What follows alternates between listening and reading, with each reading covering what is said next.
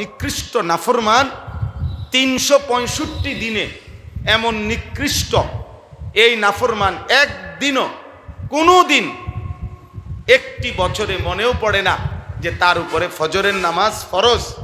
এই নাফরমান একদিনও ফজরের নামাজে ওঠে না। এটা কত বড় নিকৃষ্ট! পাথর তার চাইতে কোটি গুণ ভালো। 60 বছর এক টানা বয়স, 60 এবারটা এক টানা এখনো বিড়ি খায়, এক রঙে গালি দেয়, এবারটার চাইতে পাথর ভালো। এবারটার চাইতে কে ভালো? পাথর ভালো। 40 বছরের যে মিথ্যুক 40 বছর ধরে ওজনে কম দেয়, সুদ কিস্তি খায়, এই নাফরমানের চাইতে পাথর ভালো। কারণ পাথর কদ্দুর লড়ে সরে, এই নাফরমান লড়ে সরে না। পাথরের কদ্দুর লড়া সরা আছে, পাথরেরও মনে কিছুটা ভয় আছে, কিন্তু এই নাফরমানের কোনো ভয় নাই, কারণ তার দিল উল্টায় গেছে। এই জন্য আব্বা ছেলেদেরকেও বলি, ভাই গুনাহ হওয়া স্বাভাবিক। গুনাহ আমারও আপনারও আমাদের সকলেরই গুনাহ হয়, কিন্তু গুনাহ লাগাতার থাকা, গুনাহ একবারও আমাকে ফিরতে দেয় না, গুনার থেকে বাঁচবার কথা মনেও পড়ে না, এটা আল্লাহর লানত। এটা ওই ব্যক্তির উপরে আল্লাহ তাআলার লানত। ইবলিসের উপরে আল্লাহ এমন লানত দিছে যে এই লানতের কারণে ইবলিস আর কোনোদিন ইবলিসের থেকে ফিরতে পারল না। এজন্য এটা সবাই মনে রাখবে, গুনাহ হবেই, জোয়ানেরও, বুড়ারও, হুজুরেরও, পাবলিকেরও, পীর সাহেবেরও, মুরিদেরও, ইমামেরও, মুসল্লিরও, হুজুরেরও, সাধারণ জনগণেরও গুনাহ হবে, গুনাহ হবেই। লাউ লাম তুযনিবুন লা যাহাবাল্লাহু বিকওমিন লা যাহাবাল্লাহু বিকুম ওয়া লা জাআ বিকওমিন ইউযনিবুন ফায়াস্তাগফিরুনাল্লাহ ফায়াগফিরুল্লাহু লাহুম। হাদিসের মধ্যে আছে, নবী সাল্লাল্লাহু আলাইহি ওয়াসাল্লাম বলেন, যদি তোমাদের দ্বারা গুনাহ না হতো তো আল্লাহ তোমাদেরকে সরিয়ে দিতেন, নতুন জাতি নিয়ে আসতেন যাদের দ্বারা গুনাহ হবে। কিন্তু কেমন গুনাহ? নবীজি বলেন, এমন গুনাহ হবে যে গুনাহ হওয়ার সাথে সাথে সে পুনরায় আল্লাহর কাছে মাফ চেয়ে নিবে, আবার নতুন করে ইবাদত আমল শুরু করবে, আবার যখন গুনাহ হবে আবার মাফ চেয়ে নিবে, আবার আমল শুরু করবে, আবার যখন গুনাহ হবে আবারও মাফ চেয়ে নেবে। এভাবে যদি 100বারও গুনাহ হয়, 100বারই সে ঘুরে দাঁড়াবে, আবার ইবাদত শুরু করবে। যে হাঁটা শিখে সে 10 কদম হাঁটে, পড়ে যায়, আবার হাঁটে 20 কদম, এবার পড়ে যায়, আবার হাঁটে এবার 30 কদম, আবার পড়ে যায়, আবার হাঁটে এবার 40 কদম পড়ে যায়। যে হাঁটতে, যার সিদ্ধান্ত আমি হাঁটবই, সে পড়ে যায়, এটাই স্বাভাবিক, কিন্তু শেষ পর্যন্ত পড়ে যাওয়া কমে আসে, হাঁটার গতি বাড়ে নাকি? ঠিক যে ব্যক্তি মনে করে, ওই ছেলে, এই মোবাইলওয়ালা, এই বাইরে আনতে, বাইরে বেটা যাও, বেটা আনতে কা, বেটা ফালতু কোথাকার, যাও, এই ছেলে যাও আনতে কা, যাও, তুমি ওয়াজ শোনার দরকার নাই, যাও, আকামলা কোথাকার। জি ভাই, তোমরা বলবা, দাঁড়ানো যারা আছো জায়গা না, এখনো জায়গা আছে, ভিতরে আসো। ওই যে ওই বেয়াদব দেখো কেমন বেয়াদব, হাসে আবার। সবসময় মনে রাখবা ভাই, আমি তোমাদেরকেও বলি, তোমার প্রয়োজনে আমার কাছে রেফারেন্স দেখতে চাইলে আমি দেখতে পাই। দেখেন, যে মোবাইলে যে আসক্ত হয় সে প্রতিবন্ধী হয়, এটা আধুনিক গবেষকদের কথা। তার সিরা হয়, তার সিরা, তার হিতাহিত জ্ঞান থাকে না, সত্য কথা, পার্থক্য শক্তি থাকে না, তার বিবেক কাজ করে না, তার ভিতরে বাবা মা, আত্মীয় স্বজন, ধর্ম, কর্ম, ঈমান, ইসলাম, আল্লাহ, রসুল, পাক নাফাক কোনো কিছুর স্বাভাবিকতা থাকে না।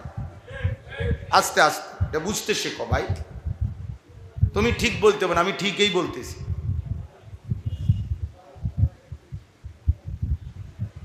এজন্য এটা মনে রাখবা ছেলে, এটা প্রতিবন্ধী একসময়। বেঈমান আমাদেরকে, তোমরা যেই কোনো বিবেকবান, শুধু এই জরিপ নাও, আমাদের এই অনুন্নত উন্নয়নশীল দেশ মানে ইউরোপকে বলে উন্নত বিশ্ব দুনিয়াবি দৃষ্টিতে, তারা বলে তারা অনেক সমৃদ্ধ, আর আমাদের এলো উন্নয়নশীল দেশ অথবা অনুন্নত দেশ হলাম আমরা। তো অথচ এই স্মার্ট মোবাইল, যেই কোনো বিবেকবান তোমরা খুঁজে দেখো, গোটা ইউরোপের জনগণ যে পরিমাণ স্মার্ট মোবাইল ব্যবহার করে, যত ঘন্টা, তার চাইতে 100 গুণ বেশি আমরা ব্যবহার করে আমাদের ওরা এত বেশি ওরা ওদের প্রয়োজনে ব্যবহার করে, আর আমাদেরকে আকামে লাগাই দিছে।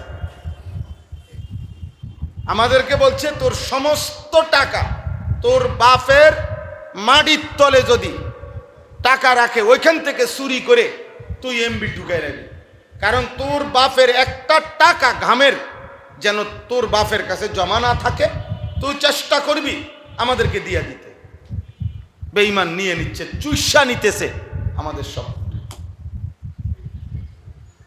আমার এক অভিভাবক পরিচিত, উনি ওই দিন কাঁদা দিছে। উনি বলতেছে, আমি হুজুর অনেক কষ্ট করে কি একটা কাজের জন্য 2 লক্ষ টাকা উনি বাসায় এনে রাখছে ওনার বিবির কাছে ঘরে। ওনার আপন ছেলে, বড় ছেলেটা সর্বোচ্চ 15 বা 17 বছর হবে বয়স, এই মসজিদে বসে বলতেছি আল্লাহর কোরআন সামনে, ওই অভিভাবক বলতেছে আপন ছেলে চুরি করে 2 লক্ষ টাকাই নিয়ে গেছে গা, এবং 2 লাখ টাকা দিয়া 60টা মোবাইল কিনছে। বাপের 2 লাখ টাকারই মোবাইল কিনা। উনি কানছে আমার কাছে। আমি বললাম, তো এতগুলো মোবাইল কেন কিনলো? কয় তার বন্ধু বান্ধবদেরকে গিফট করছে। তাহলে বলেন কি পরিমাণ মাতাল হইলে, কত নিকৃষ্ট হইলে এত বড় জঘন্য কাজ করতে পারে। বেচারা যেই প্রয়োজনের জন্য আনছে ওই 2 লাখ টাকা, এই প্রয়োজনই বা পূরণ করবে এখন কেমনে? আবার এই 2 লাখ টাকা যার থেকে হাওলাত আনছে সে এটাই বা সুদ করবে কেমনে? তাহলে এখন তো এই 2 লাখ টাকাও হারাইলো, আরো এই কামের লেগেও 2 লাখ টাকা দরকার, আবার ওই ঋণ সুদ করার জন্য তো আরো 2 লাখ টাকা দরকার। তাহলে এখন 4 লাখ টাকার ফেরে পড়লো কিনা?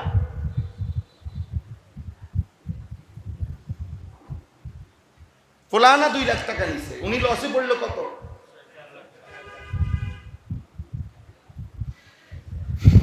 এই জন্য দোস্ত, এটা বুঝাও, তোমরা হিসাব নাও, কম্পেয়ার করো। বেঈমান এই পরিমাণ মোবাইল টিপে না, তোমরা মুসলমানের সন্তান যে পরিমাণ মোবাইল টিপে, তুমি খবর নাও। আমি খবর নিয়ে বলছি, আমার কাছে তথ্য আছে, বুঝলেন না? এই পৃথিবীতে এখনো মুসলিম বিশ্বে আর অমুসলিম বিশ্বের ক্ষেত্রে, খেলার ক্ষেত্রে, ক্রিকেট খেলায় মুসলিম বিশ্বের মানুষ যে পরিমাণ আগ্রহী, অমুসলিম বিশ্বের মানুষ ওই পরিমাণ আগ্রহী না। এটাও আন্তর্জাতিক জরিপ।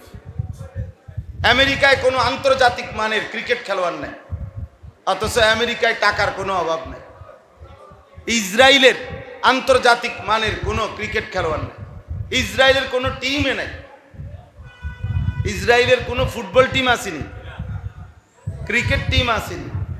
তারা তো পারমাণবিক শক্তিধর দেশ। পৃথিবীর সবচেয়ে বেশি উপার্জন হয় যে কয়েকটি শহরে, তার মধ্যে ইসরায়েলের রাজধানী যে তেল আবিব, ওইখানে সবচেয়ে বেশি উপার্জন হয়। ওই শহরকে বলে, যেই কোনো মোবাইলে খবর নিয়ে দেখো, তেল আবিব, যে শহরে কখনো রাত হয় না, যেই শহরে সিস্টেম হলো 24 ঘন্টা, প্রতি 8 ঘন্টা পর পর শিফটিং কাজ চলে, ডিউটি হয়, কোনো কর্মস্থলেই ছুটি নেই, লোক বদলায় আর কি, বুঝেন নেই?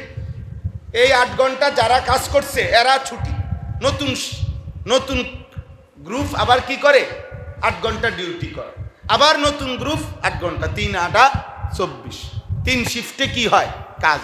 মেশিন বন্ধ হয় না 1 সেকেন্ডের জন্য, লোক বদলায় শুধু। আমরা ক্লাস বদলাই না, মনে করেন আমি সরে গেছি তো উনার ঘন্টা, এবার উনি ঘন্টা করে, মেশিন ঘুরতে থাকে। তাদের সিস্টেম, কম্পিউটার অন থাকে।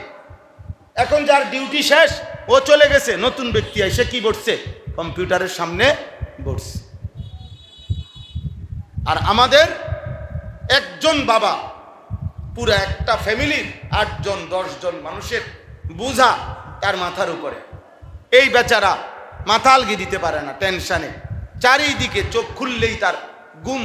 ওই দিনও একজন বলছে, হুজুর পারিবারিক এই উপার টাকা পয়সার টেনশনে মনে হয় যে হুজুর শুধু যে ঘুমাই যে কদ্দুর টাইম, চোখ বন্ধ থাকে ঘুম, এইটুকু টাইমে ভালো থাকি, চোখটা খুললেই তখন এই ব্রেনটার মধ্যে সারাক্ষণ পেরেশানি। ছেলেটার টাকা দরকার, মেয়েটার টাকা দরকার, স্ত্রী অসুস্থ, মেয়েটা বিবাহের উপযুক্ত, ছেলেটাকে একটা টাকা পয়সার ব্যবস্থা করে দেওয়া দরকার, পরীক্ষা, ঘর দুয়ার নাই, প্রতিনিয়ত ঘরের মধ্যে আজকে ফ্রিজ নষ্ট, কালকে দরজা নষ্ট, ওই দিন সিটকারি নষ্ট, ওইখানে তেল নাই, ওইখানে পেঁয়াজ নাই, ওইখানে রসুন নাই। একটা মানুষ সারাটা সময় তার মধ্যে ঘুরে, পুরুষের মাথায় নাই আর নাই, নাই আর নাই। এই কষ্ট করে বেচারা জোড়া তালি দিয়া এগুলা সব মিলায়, আর ওই অসভ্য জানোয়ার সন্তান, ওই জানোয়ার অনবরত মোবাইল টিপে আর উলঙ্গ ছবি দেখে। এই হাইওয়ান জানে না কি পরিমাণ গাম তার বাবার ছড়। এই জানোয়ার জানে না। এই জানোয়ার তালাশ করে রাস্তায় আর কোন নর্তকী আছে, এই জানোয়ার তালাশ করে মোবাইলে আর কোন নর্তকী আছে। অথচ সেও জানে একজন পুরুষের এত নারী দরকার নাই। নারী দরকার, নারীর চাহিদা, কিন্তু এত নারী দিয়ে করবে কি? এত মহিলা দিয়ে করবে কি সে বলে? এজন্য বাবা সবাইকে বলি, আমরা প্রত্যেকের দায়িত্ব, আমরা নিজেরা এবং নিজেদের স্ত্রী সন্তানের ব্যাপারে, পরিবারের সদস্যদের ব্যাপারে তাদের ঈমান, আমল, আদব, আখলাক, এটাই মুসলমানের প্রথম ডিউটি। আমাদের পাপে আজকে আমাদের সন্তান এলোমেলো। বাপ বুঝছে, মা বুঝছে, আমার দায়িত্ব জিফুত সন্তানের ব্যাপারে শুধু ভাত মাছ, বিল্ডিং, দালান, টাকা পয়সার ব্যবস্থা করা, তার চাল চলন, চরিত্র, ঈমান, আমল, আখলাক, এটা আমার দায়িত্ব না। এইখান থেকে যখন আমরা সরে গেলাম, আমাদের সমাজ এলোমেলো হয়ে গেছে। এখনো যদি বাপ মা মনে করে যার যেটুকু আছে সংসার, এটুকু সংসারে যদি উনি সিদ্ধান্ত নেয় যে আমি আমার স্ত্রী কন্যার ইবাদতবিহীন 1 টাকা দেব না, আমার সন্তান নামাজ পড়ে না, এই নিকৃষ্ট নাফরমানকে আমি 1 টাকা দেব না, তার লগে বোঝাপড়া করা, স্ত্রী পর্দা করে না, তোর মতো অসৎ মহিলারে আমি 1 টাকা দেব না। তো মামলা করো, নাহলে হামলা করো, পরে তুমি আমি দেব না, আমার হালাল টাকা, কষ্টের টাকা, আমার ঘাম ঝরানো টাকা তুমি বেহায়াপনা করবা, মানুষের বেড়া দেখাইবা আমি এই জন্যই টাকা কামাইছি। হ্যাঁ, তুমি আমার আল্লাহরে একটা সেজদা দিতা না, তোমার মতো নাফরমান সন্তান দিয়া আমার দুনিয়ায় তো কিছু হইতেছে না, আখিরাত কি হবে? যে সন্তান তার বাপের দুনিয়ায় কথা শুনে না, এই নাফরমান আখিরাতে এই বাপের কি উপকার করবে? এই বেটা বোঝে না। এজন্য এটা জরুরি।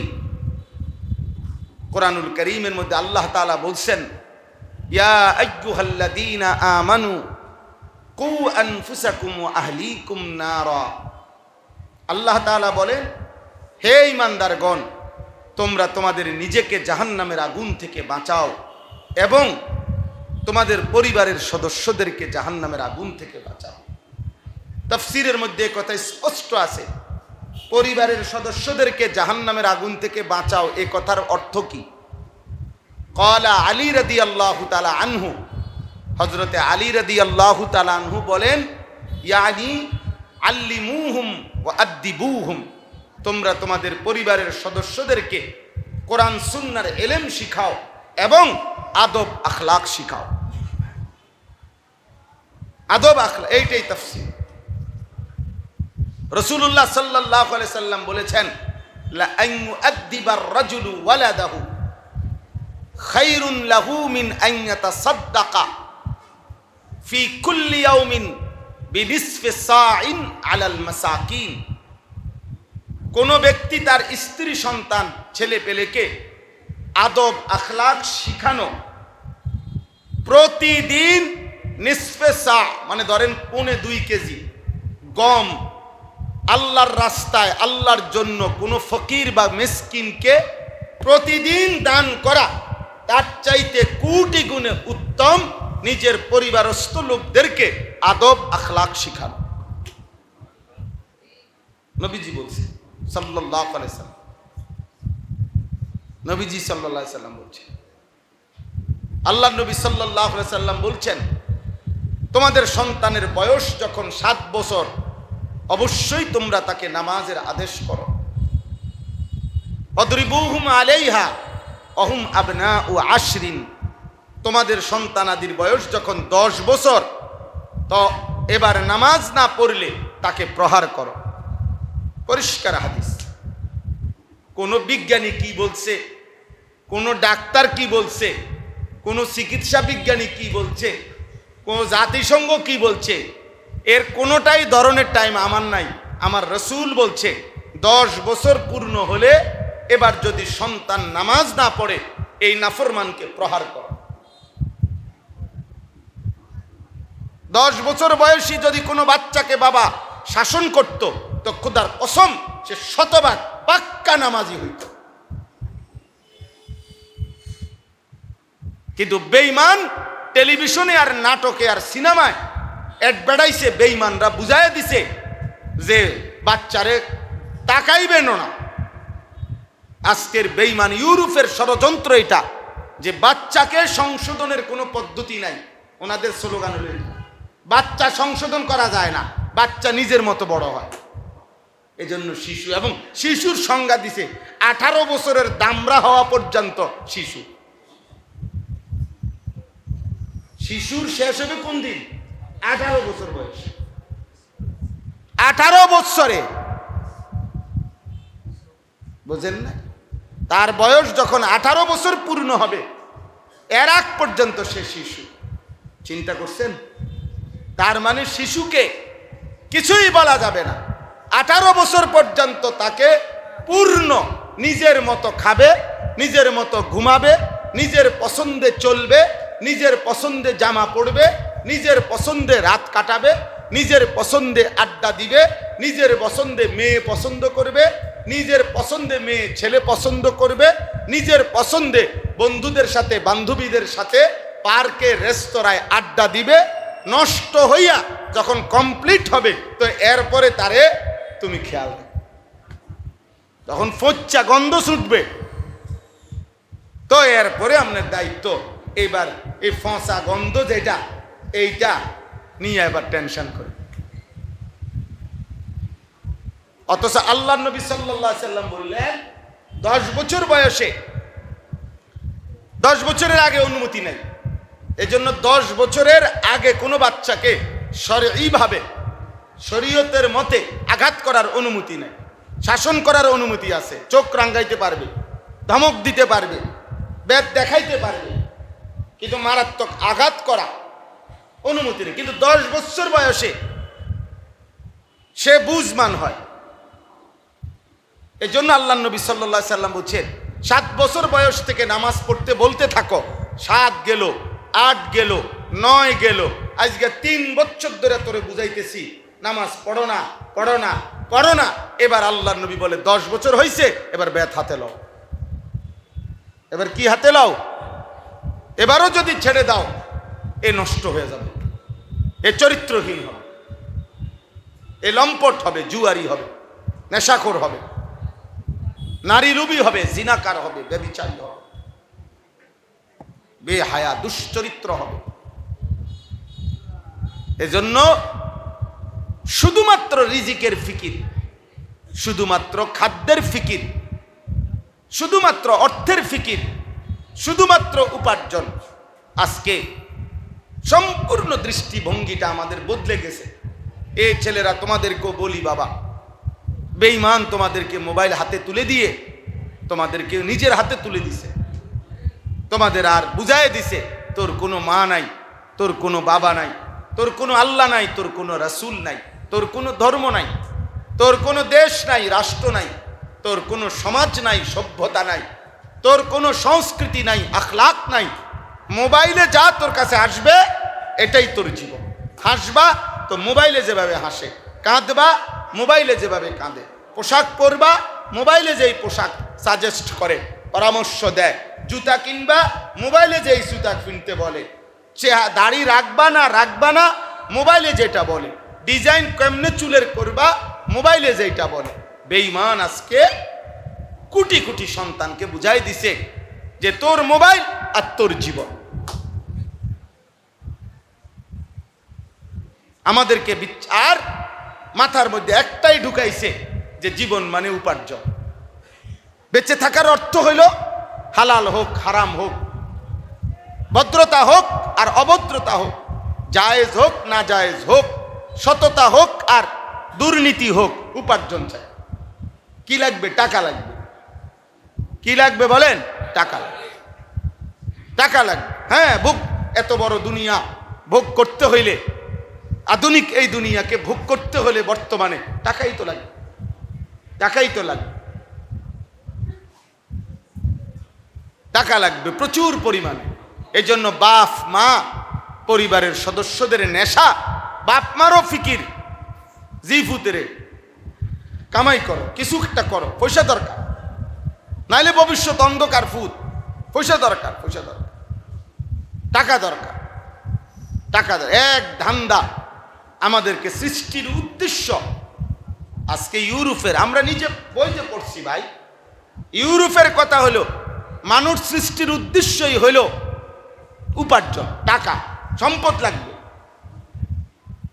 হ্যাঁ, এটা এরা বলে ইউরোপিয়ানরা, মানে টাকাকে বলে সেকেন্ড গড, দ্বিতীয় খোদা। নাউজুবিল্লাহ। টাকা আছে, সব আছে, টাকা নাই কিছুই নেই। টাকাই জীবন, টাকাই স্বপ্ন, টাকাই বেঁচে থাকা, টাকার জন্যই তোমার জীবন। হালাল হারাম কিছু নাই। আস্তাগফিরুল্লাহ। অথচ আল্লাহ তাআলা কুরআনুল কারীমের মধ্যে আল্লাহ বলছেন, না বান্দা, বানাইছি আমি, আর কি উদ্দেশ্যে বানিয়েছি সে তো আমি বলছি। ওমা খালাকতুল জিন্না ওয়াল ইনসা ইল্লা লিয়াবুদুন। আমি তো ইবাদতের জন্য বানাইছি। দুনিয়া আমি এমনিই দেব, কামরা কামরির কিচ্ছু নাই, বরাদ্দকৃত দুনিয়া আমি পৌঁছায় দেব, আমি আল্লাহই পৌঁছাবো। এই কথাটাই এই আয়াত। দেখেন কোরআনুল কারীমের 12 নম্বর পারা 11 নম্বর সূরা, সূরায়ে হুদ। এই আমার এই দুইটা আয়াত, আর একটু সবাই শুনেন, আর 10 মিনিট, তাইলেই শেষ কথা। এতক্ষণের কথা বলার দ্বারা উদ্দেশ্য হলো, আমি দুই কথা বলছি। মুসলমানের সন্তান, মুসলমানের বাবা, বাবাদেরকে বলি, ভাই আপনারা যারা উপার্জন করেন, রোজগার করেন, যেখানেই করেন, দেশে করেন আর বিদেশে করেন, বাজারে, ব্যবসায়, চাকরিতে কিংবা কৃষিতে রোজগার যারা আমরা করি, আমাদের প্রধানতম দায়িত্ব হলো নিজের এবং স্ত্রী, পরিবার, পরিজনের, অধীনস্থদের ঈমান, আমল, আখিরাত, ইলম, আদব, জাহান্নাম থেকে বাঁচানোর চেষ্টা, আল্লাহর ইবাদতে অভ্যস্ত করার চেষ্টা। বাস্তব সত্য। কেউ না মানলো, এটাই কথা, কেউ না মানুক, কোনো অসুবিধা নেই, কোনো অসুবিধা নেই। আমাদের কথা যদি কেউ না মানে এই সমাজের, তারপরেও আল্লাহর কথাই সত্য, নবী সাল্লাল্লাহু আলাইহি সাল্লামের কথাই কি সত্য, সত্য। প্রতিবার মানবতা ধ্বংস হয়ে আবার আল্লাহর কাছে আসবে, কোরআনের কাছেই ফিরে আসবে। শেষ সমাধান কোরআনের কাছে। এ যত পদ্ধতিতে দুর্নীতি, খুন, ধর্ষণ, নারী নির্যাতন, ইফটিজিং, হারাম উপার্জন, দুর্নীতি বন্ধ করার যে যত ফর্মুলা পলিসি অ্যাপ্লাই করছে, প্রয়োগ করতেছে, সব ব্যর্থ হয়ে একদিন ব্যর্থই হয়ে আছে। শেষ পর্যন্ত আল্লাহর কাছেই আসতে হবে, কোরআনের কাছেই আসতে হবে। সমাধান এখানেই, সমাধান এখানে, সমাধান এখানে। ইচ্ছা করে আপনি আজকের মানুষ হাজারো দুনিয়া লুবি বুঝতে চায় না, ইচ্ছা করেই বুঝতে চায়। হ্যাঁ বুঝে, সমাধান এখানে।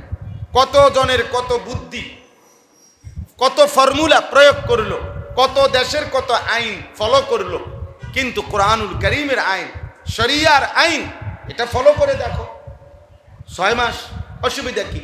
কার্যকর না হইলে পরে বাদ দিয়ে দিও আবার। বোঝেন নাই কথাটা? না, এটার কথা আগাইতেই দেয় না।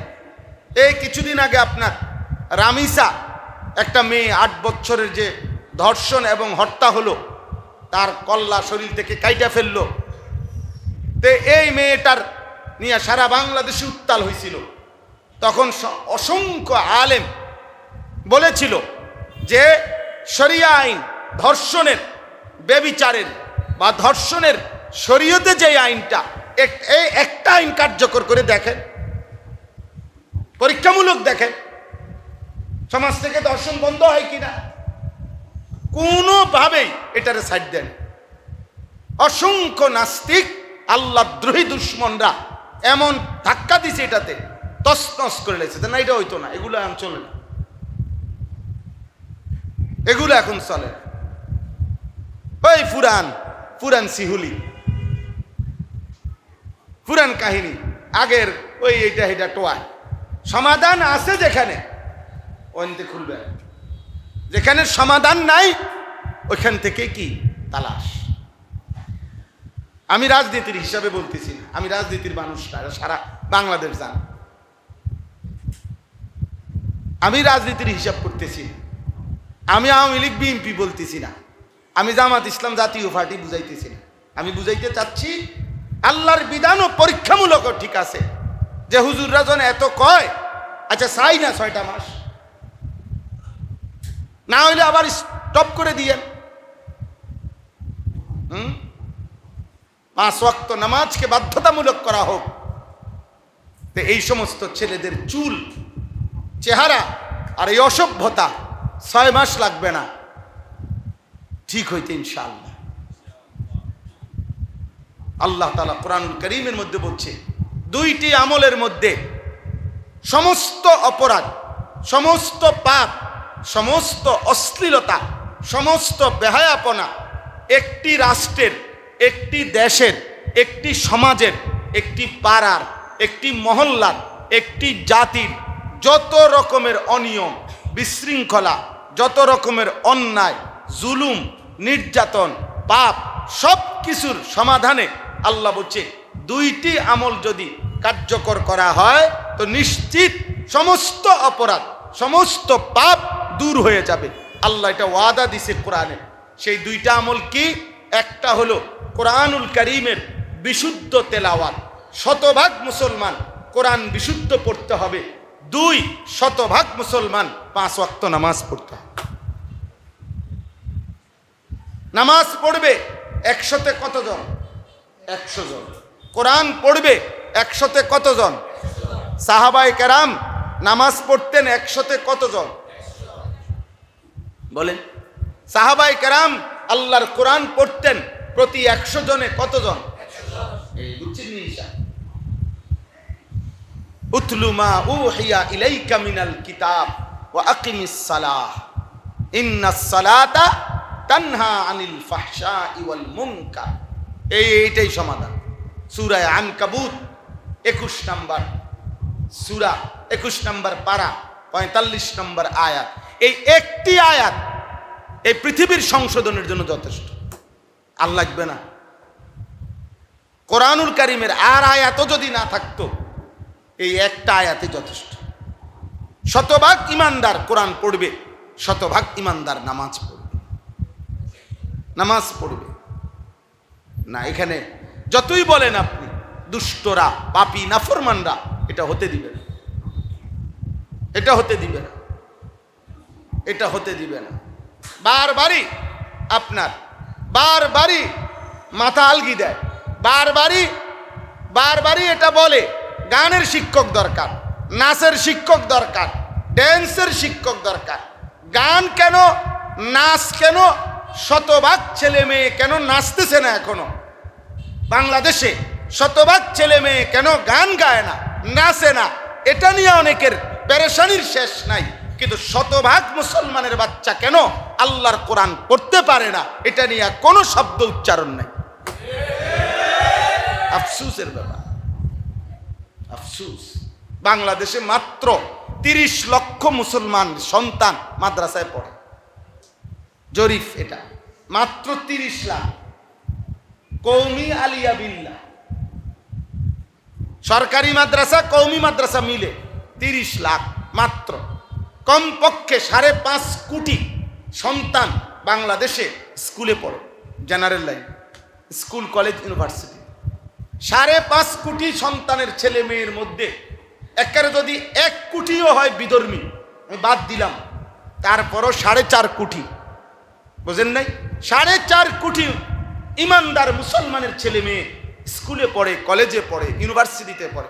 এই 4.5 কোটি ইমানদার মুসলিম ছেলে মেয়ের কোরআন শিখার ব্যবস্থা কি? 5 ওয়াক্ত নামাজের ব্যবস্থা কি? আমার একজন আপনজন 11 বছর একটি শিক্ষা প্রতিষ্ঠানে স্কুলে 11 বছর উনি, আমার পরিচয়, আমার আত্মীয়র মধ্যে 11 বছর ধর্মীয় শিক্ষক হিসাবে, ধর্মের শিক্ষক হিসাবে চাকরি করছে। 11 বছর পর্যন্ত উনি বলছে নিজে চোখের পানি ফেলে যে হুজুর আমি এই 11টি বছর চেষ্টা করছি ছেলে পেলেদেরকে নামাজ পড়াইতে, শুধু জোহরের নামাজটা সকলকে চেষ্টা করছি, প্রতিবারই আমার সহকর্মীরা আমাকে বাধাগ্রস্ত করে, ছেলেরা আমাকে হুমকি দেয়, ধমকি দেয়। শেষ পর্যন্ত উনি লজ্জায় নিজের চাকরি ছেড়ে দিছে, বলছেন আমি আর এই চাকরি করব।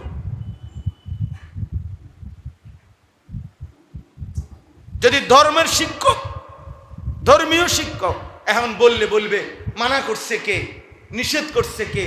ছেলে পেলেদেরকে আমরাও তো বলি পড়ে না, তো ছেলে মেয়েদেরকে আমরাও বলি পড়ে না, তো অনেক মানুষ যে পড়ে না, জেনারেল লাইনও সরু সরিয়া জানে না, তো তাদেরকে অক্ষর জ্ঞান শেখানোর জন্য আরও কোনো ব্যবস্থাপনা নাই?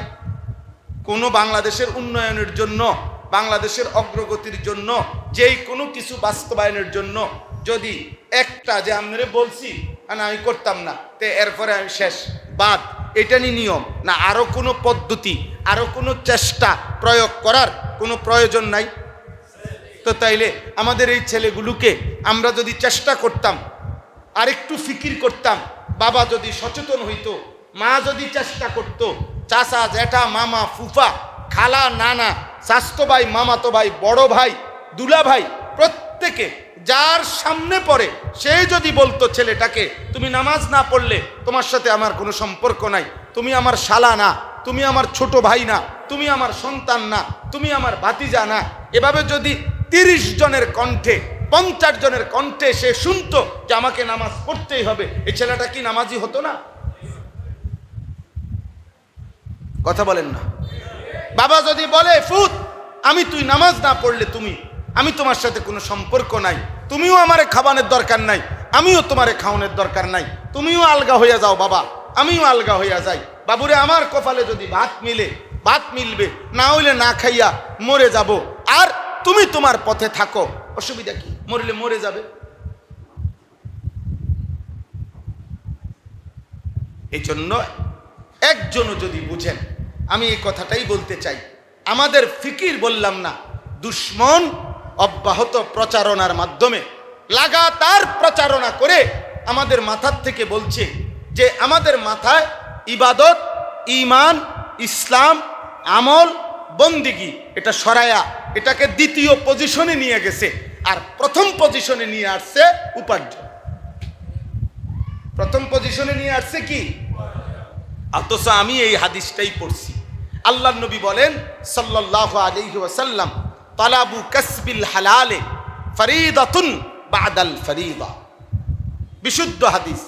কি চমৎকার কথা নবীজি বলছেন যে শোনো উম্মত, 5 ওয়াক্ত নামাজ এটা কি ফরজ।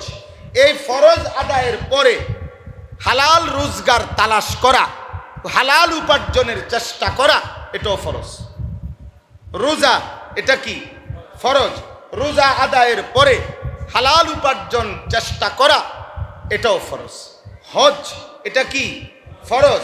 হজ আদায়ের পরে হালাল রোজগার তালাশ করা, এটাও ফরজ। যাকাত এটা কি ফরজ। যাকাত আদায়ের পরে হালাল রোজগার তালাশ করা, এটাও ফরজ। অর্থাৎ ইসলাম উপার্জনকে উচিত শুধু বলে নাই, নফল বলে নাই, মুস্তাহাব বলে নাই, সুন্নত বলে নাই। ইসলাম ব্যবসা, চাকরি, বিদেশ, দেশ যেমনেও কামাই করা, রোজগার করা, এটাকে ফরজ বলছে। শুধু একটা শর্ত লাগাইছে যে নামাজ ফরজ আদায়ের পরে দ্বিতীয় স্তরে এটা ফরজ। যাকাত ফরজ, ওইটা আদায়ের পরে দ্বিতীয় স্তরে এটা ফরজ। হজ ফরজ, ওইটা আদায়ের পরে দ্বিতীয় স্তরে এটা ফরজ। রোজা ফরজ, ওইটা দ্বিতীয় স্তরে উপার্জন করা ফরজ। কিন্তু আমরা এটার নিয়ে আইছি 1 নম্বরে, ওটারে নিয়ে আইছি 2। উপার্জন প্রতিদিন, নামাজ শুধু শুক্রবারে। রোজগারের চেষ্টা কি প্রতিদিন, আর নামাজ শুধু কি শুক্রবার। 2 রাকাত, একটা 25-এ ঢুকে, একটা 40-এ বাইর হয়। 15 মিনিট। 15 মিনিটও অনেকের বিরক্ত লাগে। এমন আপনার এমন দুষ্ট কিছু মানুষ আছে, শয়তান এমন গুড়া কিরমি কামড়ায় যে ইমাম সাহেব 1:30-এ জুমার জামাত মনে করেন 35 বাজলো কেন, হেতে মাতবরি দেখা, হেতে মাতবর হাবড়া কমিটি, হাবড়া কমিটি, হাবড়া হলো ইমাম সাহেবের সভাপতি, ইমাম সাহেবের সালায়, হাবড়া সেক্রেটারি, হাবড়া কেশিয়া, হাবড়া মুয়াজ্জিনের সালায়, মুয়াজ্জিনের সালায়। এই জন্য দেমান হাবড়ার ফুতে মসজিদের টাইলসের টেয়া দিছে, বুঝলেন? ও SS5-এর গেট হাবড়ার ফুতে দিছে। এই জন্য হাবড়ার কথা কবের অধিকার আছে। আমার ফুতে কি দিছে? এই 2 কাতার টাইলসের টেয়া দিছে। সবটি ফ্যান করতে লইলে আমার ফুতে দিছে। কাজে আপনার ফ্যানের মধ্যে টাঙ্গায় ধন দরকার, আপনার ফুতে ধন দিছে, বোঝেন নাই কথা? ও বড়ারে ফ্যানে টাঙ্গায় থুইয়া আপনারও সব ঘুরাইলে ভালো ছিল না, মানুষ আর সহজে চিনল। এবড়ার ফুতে এই যে টাঙ্গায় থুইছে, যে এবড়ার ফুতে দিছে। এই কারণে অহংকার করার কোনো অনুমতি আছে? আপনি দান করছেন আল্লাহর জন্য, তো আবার সেই দানের বিনিময় চাচ্ছেন কেন? এই দানের উপরে খোঁটা দিলেন কেন? তো খোঁটা দিলে আপনি দুনিয়ার বিনিময় চাচ্ছেন না, তো আল্লাহর কাছ থেকে তাহলে কি পাইবেন? চলেন, অতএব আজকে এটাই কথা যে আল্লাহ তাআলা এখানে বলছে, দেখেন তরজমাটা শুনেন, ওমা মিন দাব্বাতিন ফিল আরদ ইল্লা আলাল্লাহি রিজকুহা। আল্লাহ বলে, বান্দা, এই পৃথিবীতে, এই জমিনের মধ্যে যত কিছু বিচরণ করছে, যত কিছুর মধ্যে প্রাণ আছে, যত কিছুর নিঃশ্বাস আছে, এমন সমস্ত প্রাণ, এমন সমস্ত বিচরণশীল প্রাণী যাই আমার জমিনে আছে, আমি আল্লাহ এই প্রত্যেকটা প্রাণী, প্রত্যেকটা বিচরণশীল প্রাণীর রিজিকের জিম্মাদারি আমি আল্লাহ নিজেই আমার কাঁধে ফরজ করে নিলাম। ফরজ করে নিলাম, আমি দেব বললাম। তোমাকেও তোমার পরিবারের সদস্যদেরকেও, মানুষকেও আমি আল্লাহ রিজিক দেব বললাম। জন্তু জানোয়ার, কীট পতঙ্গ, পশু পাখি, উড়ন্ত পাখি, সাগরের তলদেশের প্রাণী, পাহাড়ের চূড়ায় প্রাণী, আমি সবাইকে রিজিক, আমি সবাইকে কি দেব? রিজিক। আমার দায়িত্ব, আমি আল্লাহ আমার দায়িত্বে নিলাম, আমার দায়িত্বে। শুধু শুধু উপার্জন আমার দায়িত্বে, ইবাদত তোমার দায়িত্বে। উপার্জনের ফিকির, রিজিকের ব্যবস্থা তোমার পুরো ফ্যামিলির, আমি পৌঁছাবো। ইবাদত তুমি করবে। তুমি 1 নম্বরে 2 নম্বর বানাইও না, 2 নম্বরে কি বানাইও না, 1 নম্বর বানায়। আমরা উল্টায় ফেলছি। এমন বহু বাপ আছে, এ ব্যবসা করে, চাকরি করে, দোকানদারি করে, দিগাইল এবার আরে জিগান যে আপনি গত 6 মাসে বলতে পারবেননি আপনার ফুতেরে কোনোদিন আপনি নামাজের কথা দূরে থাক খবর লইছেন?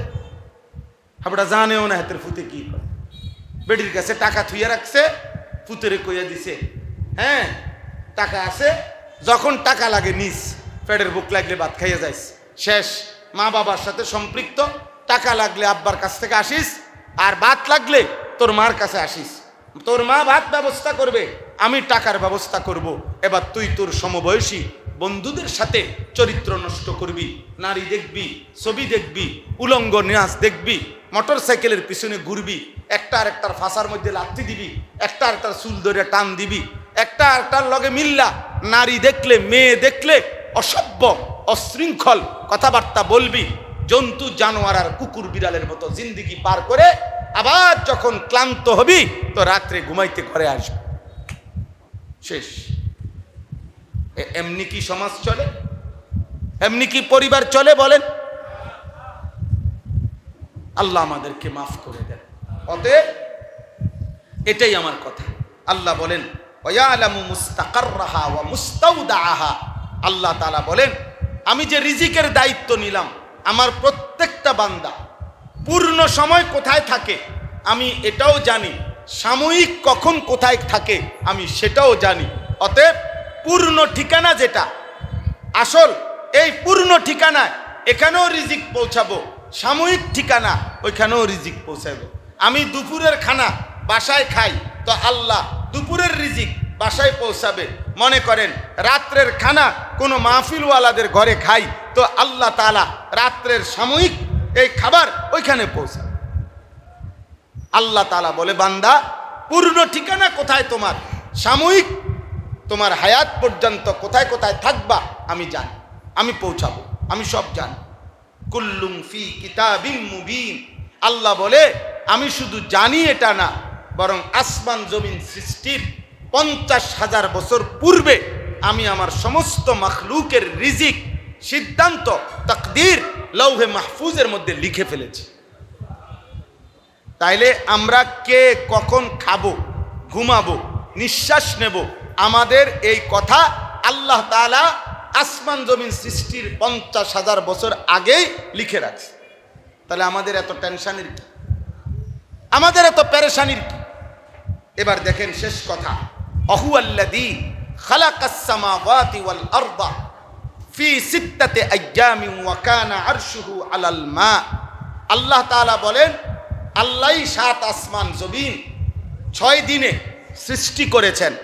যখন আসমান জমিন বানান নাই আল্লাহর আরশ পানির উপরে ভাসমান ছিল, এরপরে 6 দিনে আসমান জমিন সৃষ্টি করলেন। আল্লাহ বলেন তাইলে 7 আসমান জমিনের যত কিছু আছে, চন্দ্র সূর্য গ্রহ নক্ষত্র আলো বাতাস, আসমান জমিন, খাদ্য খাবার, ক্ষেত ফসল, ফুল ফল, পশু পাখি, জীব জন্তু জানোয়ার, সবই তো আল্লাহই বানাইছেন, আল্লাহই বানাইছেন। তো আল্লাহ বলেন এই সব আমি বানাইছি, এখন প্রশ্ন হলো আমি তোমাকে কেন বানাইছি? লিয়াবলুয়াকুম আইয়ুকুম আহসানু আমালা। রিজিক আমি দেব, তুমি 24 ঘন্টা পুরা হায়াত কোথায় কোথায় থাকো আমি জানি, আমি পৌঁছাবো। আমি সব সৃষ্টি করেছি, তুমি কোনো টেনশন করো না যে বাংলাদেশে থাকলে না আপনি আমারে খাওয়াইতে পারছেন, আমি যদি সৌদি আরব যাই আল্লাহ আপনি আমারে খাওয়াইবেননি। আল্লাহ বলেন বা আমি তাও জানি কখন তুমি বাংলাদেশে থাকবা, আমি তাও জানি, সব আমার দায়িত্ব। শুধু তোমাকে আমি বানাইছি পরীক্ষা করার জন্য আখিরাতের আমলটা কতটা সুন্দরভাবে তুমি দুনিয়ায় করছো এইটা। আমি তোমার সুন্দর নামাজ চাই, আমি তোমার সুন্দর যাকাত চাই, আমি তোমার সুন্দর হজ চাই, আমি তোমার সুন্দর ইবাদত চাই, আমি তোমার সুন্দর বন্দেগী চাই। আমি চাই নামাজ পড়ো সুন্দর করে, জিকির করো সুন্দর করে, কোরআন পড়ো সুন্দর করে, বন্দেগী করো সুন্দর করে। দুনিয়ার রিজিক আমিই দেব, আখিরাতের জান্নাত আমিই দেব। সুবহানাল্লাহ। আল্লাহ তাআলা এবার শেষ কথা বলে ওয়ালা ইন কুনতা ইন্নাকুম মাবউসুনা মিন বাদিল মাউত লায়াকুলান্না আল্লাযীনা কাফারু ইন হাদা ইল্লা সিহরুম মুবিন। এই দেখেন আল্লাহ তাআলা বলেন হে নবী, নাফরমান বেঈমান পাপীদেরকে আপনি যখন বলবেন যে দেখো এই দুনিয়া এখানেই শেষ না, আমাদেরকে পুনরায় মৃত্যুর পূর্বে পরে আল্লাহর আখেরাতে উঠতে হবে, আল্লাহ বলে দেখবেন প্রত্যেক বেঈমান এ কথা বললেই বলবে এগুলো জাদুকরি কথা, এগুলো তন্ত্র মন্ত্রের কথা, এগুলো ভুয়া কথা, এগুলো বেহুদা কথা। জীবন এটাই, খাও দাও ফুর্তি করো, নাচো গাও, দুনিয়া ভোগ করো, মরিলে সব শেষ। এজন্য কেউ মুখে বলে, কেউ মুখে বলে না, কিন্তু মনে রাখবেন প্রত্যেক পাপী, বেনামাজি, নাফরমান, হারামখোর, প্রত্যেক নিকৃষ্ট পাপী যারা ধারাবাহিক যারা পাপ করছে, টানা নামাজ পড়ে না, নিয়মিত নামাজ পড়ে না, নিয়মিত সুদ খায়, নিয়মিত নারী দেখে, নিয়মিত উলঙ্গ ছবি দেখে, আপনি তার কলজা খুললে এটাই খুঁজে পাবেন ওই আসলে আখেরাত বিশ্বাস করে না। হ্যাঁ, কয় না, আর কি কয় না। এই ছেলে পেলে যেগুলো এক ওয়াক্ত নামাজ পড়ে না, বাস্তব সত্য হইল এদের কলিজার ভিতরে আখেরাত। ওই দেন ওই ছেলে হাসে, ওই দেখেন, ওই দেখেন, দেখছেন না আপনি ভাই? মূল বিষয় হলো তার ভিতরে এক জাররা কোনো আসর করে না। বুঝাইলাম আর দেখাইলাম নমুনা, এটাই বাস্তবতা। প্রত্যেক পাপী বেনামাজি তার সবচেয়ে বড় লানত তার উপরে সবচেয়ে বড় গজব যে সে আখেরাত বোঝে না। হে ভাত চিনে, মাছ চিনে, বেড়া চিনে, বেড়ি চিনে, নারী চিনে, ছবি চিনে, শাহওয়াত বোঝে, সব বুঝে, সে শুধু কি বোঝে না? আখেরাত বোঝে। সে শুধু আখেরাত বোঝে না, অথবা বুঝেও না বুঝার ভান করে। অতএব আজকে এতটুকুই কথা, এই শেষ কথা। এটা ছেলেরা বাবা কেউ না শুনেন, আমি আগেও বলছি, আমি প্রতিদিন আলহামদুলিল্লাহ কমপক্ষে আল্লাহর দয়ায় আজকে 22 বছর আল্লাহর কথা বলার আল্লাহ তৌফিক দিছেন। এতটুকু আমার এই বলা আমি বলে যাই, কিন্তু এটা মনে রাখেন, বেঈমানদের কাছে, দুনিয়ার লুবিদের কাছে, পাপীদের কাছে জীবন মানে উপার্জন, আর ইমানদারের কাছে জীবন মানে ইবাদত। এই আজকের কথা এটাই। নাফরমানের কাছে জীবন মানে কি? উপার্জন। এক বেলা উপার্জন, এক বেলা বিনোদন, এক বেলা কামাই করে, এক বেলা ভোগ করে। আর ইমানদারের কাছে 24 ঘন্টা ইবাদত। ইবাদত সে বুঝে আমার রিজিক আসবেই, যা আসার তা আসবেই, আমাকে আমার বন্দিগি করে যাইতে হবে। যে বেলা খাইছি পেট ভরে, অসুবিধা কি? যে বেলা খাই নাই পেট ভরে, অসুবিধা কি? আমার জন্য যা বরাদ্দ তাই খাবার, বরাদ্দ থাকলে মিলবে, বরাদ্দ না থাকলে অভুক্ত থাকবে, কিন্তু আমাকে আমার আল্লাহর বন্দিগি করেই যেতে হবে। আল্লাহ তাআলা আপনাদেরকে তৌফিক দান করেন, আল্লাহ তাআলা যুবকদেরকে কবুল করে নেন। এই মাদ্রাসায় নূরে মদিনা আল্লাহ তাআলা কবুল করে নেন। এই মাদ্রাসায় আমি এই পর্যন্ত 4-5 বার মনে হয় আসছি, ওইখানে মাহফিলে বয়ান করছি, আরও অনেকবার আসা হয়েছে। আলহামদুলিল্লাহ, মাওলানা অনেক ফিকির করে, ছোট্ট জায়গার ভিতরে হলেও কষ্ট করে। আল্লাহ তাআলা মাদ্রাসাকে কবুল করেন, মাদ্রাসার তামাম জরুরত আল্লাহ পূরণ করে দেন। ছেলেরা বাবা তোমাদেরকে বলি, আব্বা কারো যদি বুঝে ধরে, দোস্ত আমার বেঈমানের মতো চুল রাইখো না, কাফের মুশরিকদের মতো নিজের জীবন সাজাইও না। বেঈমানের জীবন সুন্দর না রে আব্বা, বেঈমানের জীবন সুন্দর না, বেঈমানের চুল সুন্দর না, বেঈমানের আখলাক সুন্দর না। মুসলমান অনেক দামি নিয়ামত, মুসলমান অনেক দামি পরিচয়, এমন শ্রেষ্ঠ পরিচয় নিজের হাতে নিজে ছেড়ে দিও না, ফেলে দিও না, ফেলে দিও না। যাকে আল্লাহ ঈমান দেয় নাই সে হাসরের ময়দানে বুঝবে কি পরিমাণ আহাজারি করবে। আর আমাদেরকে আল্লাহ ঈমান দিছেন, মুসলমানের ঘরে জন্ম দিছেন, বাবা মা মুসলমান বানাইছেন আমাদেরকে। অতএব এত বড় নিয়ামত হাতে ধরা, আল্লাহর দেওয়া নিয়ামত যদি ফেলে দেই, আল্লাহ আপনার ঈমানও লাগবে না, ইসলামের পরিচয় লাগবে না। আফসোসের বিষয়, আফসোসের বিষয়, আফসোসের। আর্জেন্টিনা আমাদের কেউ না, ব্রাজিল আমাদের কেউ না ভাইয়া, বিশ্বাস প্রকাশ্যভাবে এই পৃথিবীর সর্বনিকৃষ্ট বেঈমান, এই পৃথিবীতে এই বিশ্ব মানবতার 800 কোটি বিশ্বের মানুষের সবচেয়ে বড় শত্রু, মানবতার সবচেয়ে বড় শত্রুর নাম হলো ইসরায়েল। হ্যাঁ, এই ইসরায়েলের কুত্তাদেরকে, ইসরায়েলের বেঈমানদেরকে এই পৃথিবীতে নগ্নভাবে সমর্থন করেছে আর্জেন্টিনা। ওরা আমাদের আপন না, ওরা আমাদের আপন না, কেউ না। ব্রাজিল আমাদের আপন না, অতএব এরা কেউই আমাদের কিছু না। আমাদের আল্লাহই আমাদের সব, আমাদের ইসলামই আমাদের সব। একদিন বুঝবা, একদিন বুঝবা। সময় আসতেছে, সময় আসতেছে। সব দিন বেঈমানের সব লাফানি চলবে, এটা না আব্বা। ইমানের বিজয় হবে, মুসলমানের বিজয়ও হবে, কালিমার বিজয়ও হবে। আমি বলি শেষ কথা, তোমরা ছেলেদেরকে বলি, যারা মনে করতেছ এই মোবাইল, নারী, ছবি, নর্তকী, জিনা, ব্যভিচার, মদ, জুয়ার আড্ডায় মনে করছো মনে দুনিয়া ভাইসা গেছে এখানে, না, এটাও মনে রাখো আল্লাহর এই জমিনে প্রতিদিন প্রতিদিন শত শত যুবক স্কুলের, কলেজের, ইউনিভার্সিটিরও প্রতিদিন আল্লাহর দিকে ফিরতেছে, তাহাজ্জুদের সেজদা করে, আল্লাহর কোরআন পড়ে, আল্লাহর দিন বিজয়ের স্বপ্ন দেখে। ইনশাআল্লাহ খুব দ্রুতই খুব দ্রুতই খুব দ্রুতই মুখোমুখি হবে। দেখো সারা পৃথিবী ইমানদার আর বেঈমান এই অল্প সময়ের ভিতরে মুখোমুখি হবে ইনশাআল্লাহ, ইনশাআল্লাহ। দেখেন আব্বা, দেখেন আমরাও এই পৃথিবী নিয়ে বিশ্লেষণ করি, এই পৃথিবীর কি হইতেছে না হইতেছে সারা বিশ্বে, এটা আমরাও খোঁজ খবর রাখি। আমরা হুদা চিরা খাই না, আমরা চিরা খাই না শুধু। ইনশাআল্লাহ নাফরমান যেমন বেড়ে যাচ্ছে, ইমানদারও বেড়ে যাচ্ছে। হ্যাঁ ইনশাআল্লাহ। আল্লাহ তাআলা সবাইকে কবুল করেন।